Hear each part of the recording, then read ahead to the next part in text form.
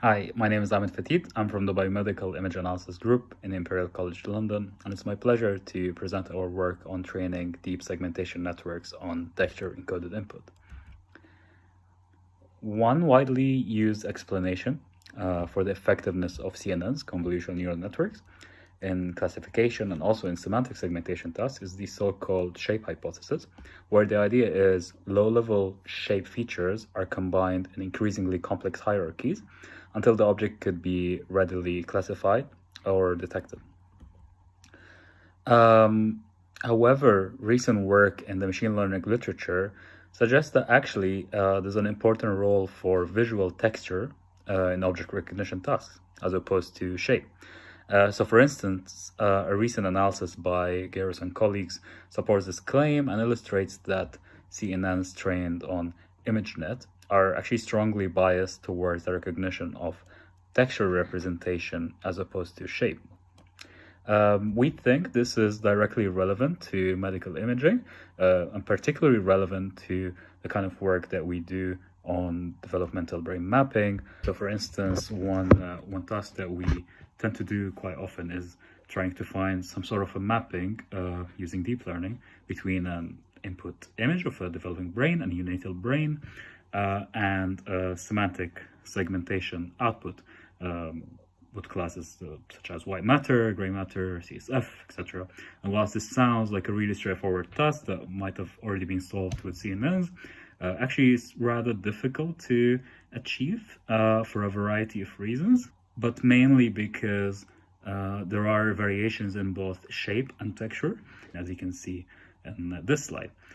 So this is one of the main reasons we think that recent findings actually question our fundamental understanding of CNNs and how CNNs work are directly relevant to this area in medical imaging, especially if we need to use deep neural network to achieve common tasks.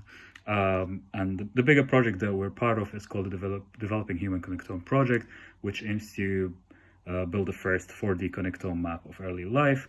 And this kind of data that we work with is heterogeneous and continuously varying, makes it really important for us to better understand the role of visual texture when developing CNNs on such heterogeneous neuroimaging data.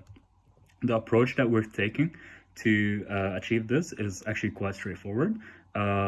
We compared the performance of several CNNs, namely CNNs that were, or CNN that was trained on conventional T2 weighted data of neonatal brain versus other CNNs that were encoded with textural maps of the image. Those CNNs do not see the original data, but rather see a textural representation of the data that is computed using the well-established local binary pattern approach. In terms of our data setup, we use 558 3D data sets publicly available from the Developing Human Connectome project with 10 different tasks. So it's a really complex segmentation task, and we use an open source 3D CNN architecture called DeepMedic. And these textual maps actually look quite different depending on the parameters that we choose to encode them. So a textual map of that uses a 1 pixel distance could actually look quite different to a textual map that uses 10 pixel difference. So we use two different textual maps and we compare those to conventional T2 weighted images as inputs to separate networks. And our results show that actually it's quite possible to achieve a really good segmentation performance using networks that did not see the original T2 images. These networks only saw the textual representations of the images that were explicitly computed using LBP algorithm, and they achieved a performance that's comparable to the network that was trained on the T2. This is the first study that we're aware of that shows that on neonatal data, neuroimaging data of neonates, CNNs can indeed be trained on explicit textual representations of the data in order to achieve segmentation performance that is comparable to models trained on the original T2 weighted scan. Thank you very much for listening, and we hope that you enjoy reading our paper.